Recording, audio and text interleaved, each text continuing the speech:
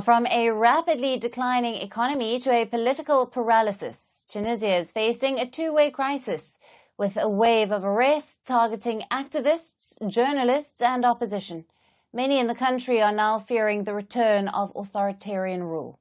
Hundreds of protesters took to the streets of Tunisia's capital, Tunis, demanding the release of imprisoned journalists, lawyers and opposition figures. The demonstrators also called for setting a date for the African country's presidential polls. The National Salvation Front takes to the streets again to fight for fair election conditions. We consider this battle necessary, firstly, to set a date for the presidential elections, and secondly, to ensure the conditions for free, fair, and democratic elections, which we do not see as reality.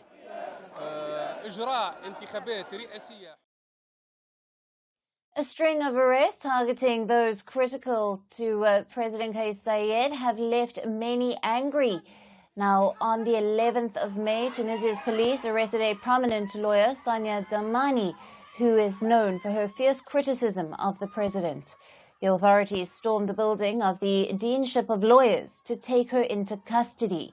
Two journalists were also arrested on the same day. The storming of the lawyer's house yesterday and the forcible taking of the lawyer Sonia Dahmani represent a precedent unseen in all the authoritarian eras in Tunisia. This incident is a dangerous development that we believe reflects the crisis of the July 25th system, and it expresses the state of panic experienced by this system of living forces in the country. The incident marked the administration's latest move in its efforts to crack down on dissent. Dahmani's arrest came after she made sarcastic remarks about the country. Now, earlier in the week, she denounced Tunisia's living conditions during a local TV program. Criticizing the country, Dahmani said that half of the youth wanted to flee Tunisia. Many viewers reportedly found her comments degrading. The basis for Dahmani's arrest is thought to be a controversial law known as Decree 54.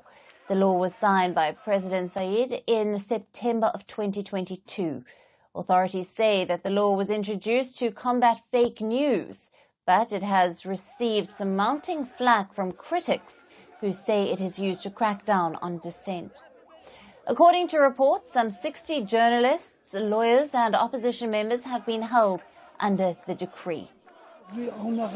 Today, people are being arrested for anything, absolutely anything. On top of all that, we are undermining the upcoming elections.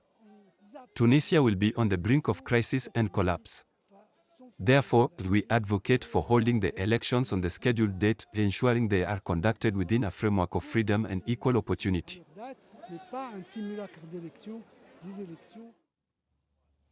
Tunisia's President Kais Saied came to power in 2019, but in 2021 he sacked the Prime Minister and suspended the Parliament.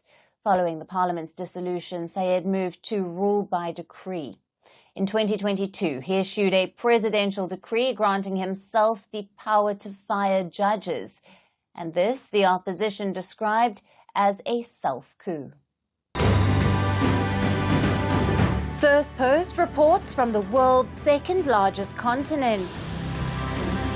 Hello, I'm Alison LaGrange. A very warm welcome from Durban, South Africa. We get you the news and the newsmakers from Africa. South Africa goes to the polls on the 29th of May. I will track the election and bring you ground reports. Is it the end of the road for the African National Congress? And will former President Jacob Zuma stage a dramatic comeback? From elections to climate change to innovations and opportunities. As the world's attention shifts, we report from Africa, the heart of the global South. Join me every weekday live on Firstpost.